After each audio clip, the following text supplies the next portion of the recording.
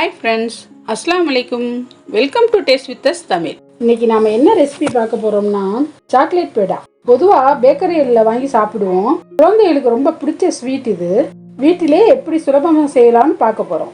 கடையில் வாங்குறத விட சுவை ரொம்ப அருமையாக இருக்கும். நீங்களே சாக்லேட் பேடா வீட்டில் செஞ்சு அசத்துங்க. இதுவரையிலும் எங்கள் சேனலை சப்ஸ்கிரைப் பண்ணாதவங்க மறக்காமல் சப்ஸ்கிரைப் பண்ணிக்கோங்க.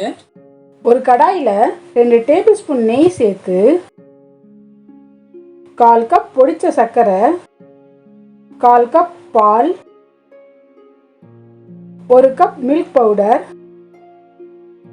சேர்த்து நல்லா கலந்து விட்டு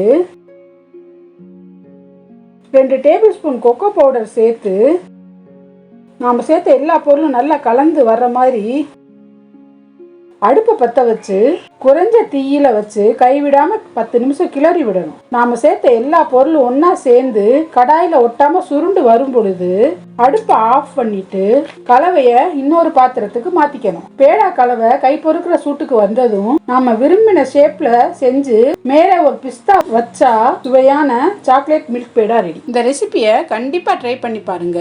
வீடியோ பிடிச்சிருந்தா லைக் பண்ணுங்க, ஷேர் பண்ணுங்க, கமெண்ட் பண்ணுங்க. டேஸ்ட் வித் அஸ் தமிழை சப்ஸ்கிரைப் பண்ணிக்கோங்க. தேங்க்யூ.